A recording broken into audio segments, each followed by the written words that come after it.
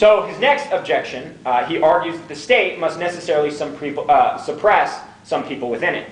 Bakunin argues, the state is a government from above, downwards of an immense number of men, very different from the point of view of the degree of their culture, the name of the countries or localities they inhabit, the occupation they follow, the interests and aspirations directing them. The state is the government of all these by some or other minority. This minority, even if it were 1,000 times elected by universal suffrage and controlled in its acts by popular institutions, unless it were endowed with omniscience, omnipresence, and omnipotence, which the theologians attribute to God, it is impossible that it could know and foresee the needs or satisfy with even justice the most legitimate and pressing interests of the world. There will always be discontented people because there will always be some who are to be sacrificed. In this case, the Marxist would argue, he misses the point. Of course, people will be sacrificed. Those people are the capitalists. It is not acceptable. Bakunin quote in mind, because that's what I'm going to start talking about. Are we good to go? Yeah. Okay, Bakunin, abstraction, state will. Okay, first off, this contradicts his first point. Either the state must be a personal will of a privileged minority, or else it's an abstract entity which blunts all wills in the name of the general will. It can't be simultaneously both a personal will and an abstract general will. One or the other. They're, again, two mutually exclusive things. So let's for the moment assume that the state does blunt individual wills in the name of an abstract common good, right? A non-existent entity. To which we should reply, good. In the Soviet Union, the individual will was to gain profit from withholding food is replaced by the general will of feeding the cities. In China, the individual will of the privileged elites is to hold on to their status.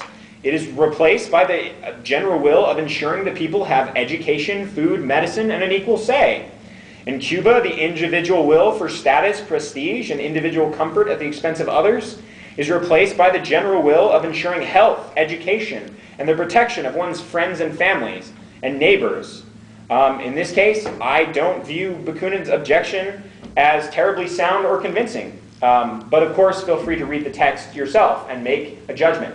But yes, as a matter of fact, the dictatorship of the proletariat is an abstract general will. And the abstract general will is the will of the proletariat as a class, again an abstraction, against the very real individual personal wills of the capitalists who wish to continue capitalist exploitation. So yes, I think Bakunin is absolutely right. It's an abstract general will.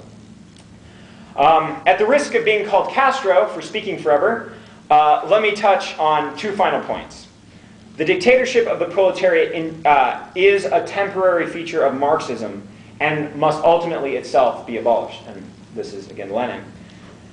Only in a communist society, when the resistance of the capitalists has disappeared, when there are no classes, i.e., when there are no distinctions between the member of society in regards to their relation of the social means of production, only then, quote, the state ceases to exist, unquote, and, quote, it becomes possible to speak of freedom, unquote.